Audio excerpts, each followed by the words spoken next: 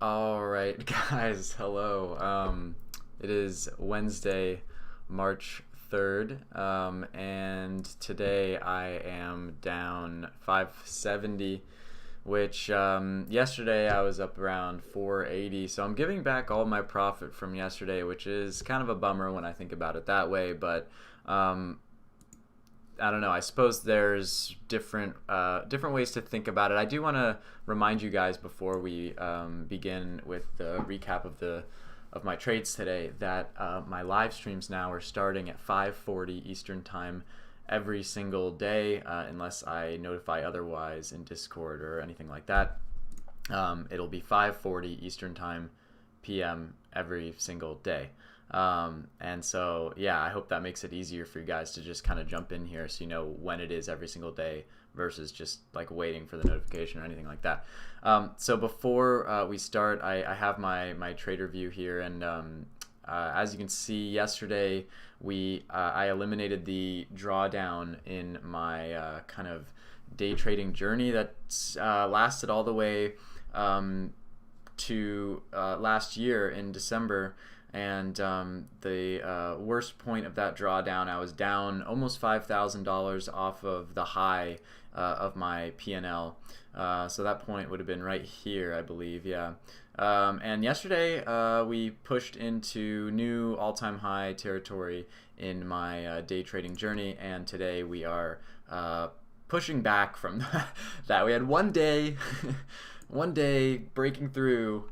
And now, $570 loss. Actually, I did want to show you guys one more thing too, which is that is my biggest.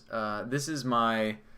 Well, actually, let's see. My last loss day was here in February, which was $1,000.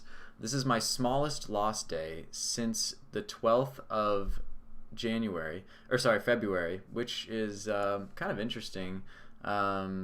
That $570 is my smallest loss day since pretty early on last month. Kind of interesting, I thought. Anyway, so let's get started here. Today, I would say it just kind of felt like part of it was the timing of my entries, the timing of the trades, and the other part of it was the fact that sometimes the trades, they just don't work in your favor. They just don't go the way you want them to go, and it's not not every setup is going to work out in the way you want it to. If it did, then you could trade the same setups every single time and make guaranteed money. That's not how the market works. So we'll go chronologically here. It's going to be a little bit tricky for me to try to remember which trades were my first trades. I think GameStop was maybe my first trade. Yeah, right here, buying this dip. I only bought 25 shares, so extremely low risk on my first trade. I don't like to be down a lot early, but I actually was. I took this one all the way and stopped out at 119 as it broke down here. And yeah, I mean, this was only 25 shares, but I took this is a $5 per share loss on 25 shares. That's $125 loss right there. And I was trying this one. GameStop I really liked today. In particular, I liked it today. I actually liked it yesterday too. But the reason I liked it was because of the daily chart. I like how it kind of had this spike up, and now it's kind of consolidating and looking like it might want to curl up on the daily chart. And I don't know, I like this. I find it appealing, especially the fact that it gapped up today, just a smidge. It gapped up. And I thought that was interesting, and I was looking for this daily chart to give us a push, and I thought maybe the target would be like 180 if we saw a pretty crazy squeeze on it. But that would require a lot of volume, and yeah, a pretty crazy squeeze. But I was looking for that. That's what that's kind of what my back of mind target was, and my thinking on it. It didn't happen today. But I thought even if we don't get a push to 180, it's likely that if we hang out around VWAP, if we hang out above VWAP especially, it's likely that we'll get a squeeze on it, because GameStop, that's just what it does. I mean, the short interest is coming out over time, but I don't know. I like this one. I've played this one yesterday, the day before that, and it seems like every single day it has some sort of squeeze that I like to be a part of. today was kind of an exception to that. I think I had the right idea here as it was reclaiming VWAP. I got in here a little bit premature, stopped out as it came down against me, stopped out pretty quickly there. But then I got a more solid entry here at 119.75, which is a really a great entry. I was liking it as it came up here. I liked this setup. It kind of broke up and then kind of fell back down and didn't really get a chance to take too much profit there. Then it kind of set up again as it bounced off VWAP again, came up here, and I really liked it for the squeeze, but I noticed there just wasn't enough volume. It wasn't moving with enough momentum to really make the move that I wanted. So again, I just didn't get enough profit out up there because I wanted it to push a little bit more, but that didn't end up happening. It tried again, made a lower high here. It came back towards VWAP. It's clear it needs to consolidate longer if it's going to make a run. And then as it kind of tested VWAP again and bounced and looked like it was maybe curling up, trying again, I added here. And then slammed right back down against me. I waited on those shares though all the way through here, bouncing off VWAP again, trying to be as patient as possible on this.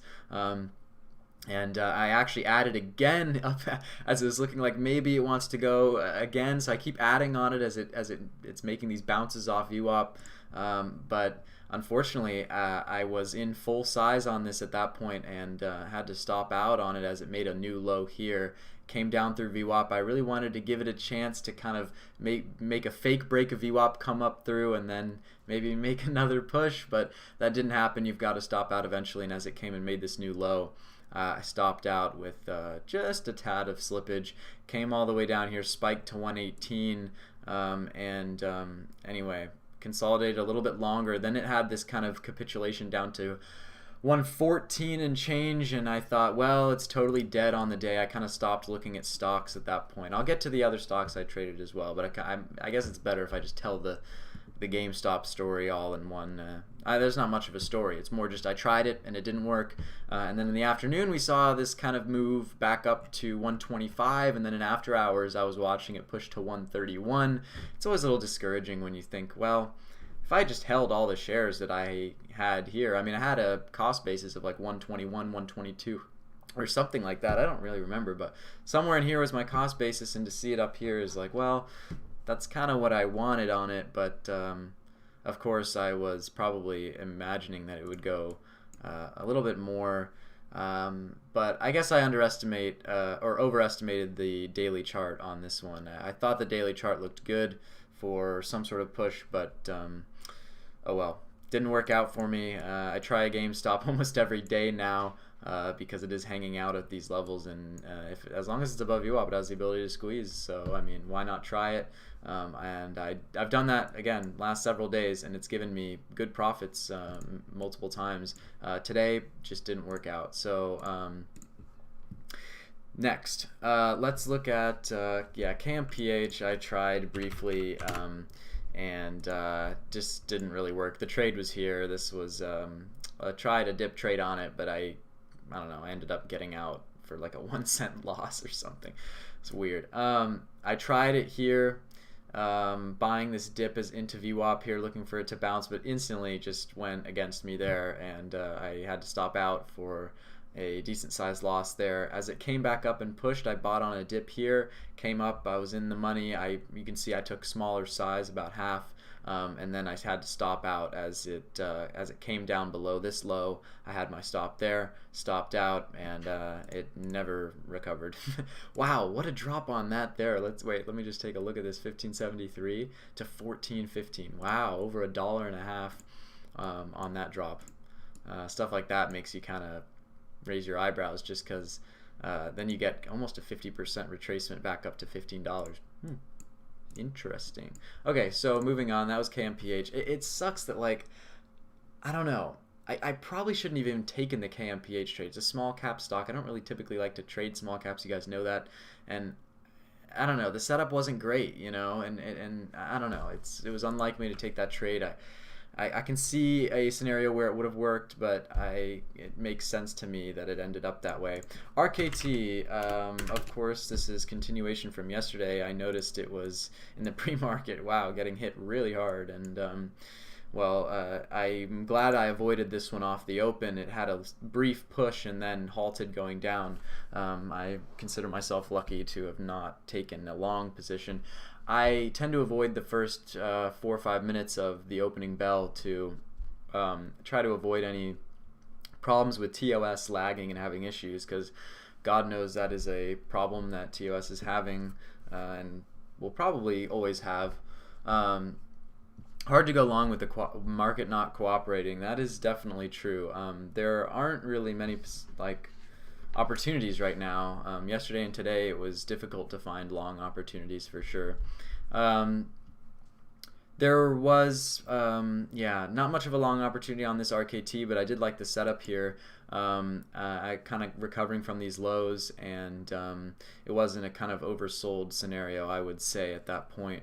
I tried a long here, and as it came down to make a lower low here, I stopped out, and then I tried it one more time again with half size. I like that I lowered my share size after my initial loss. I think that's smart. I tried to buy this candle here after this first red candle. I liked that that this candle closed above this low, so I thought, okay, maybe this will be a double bottom and now we can go. But it had to break down one more time. I stopped out at 32.90 right here, and bam, it took off from there up to 34.50.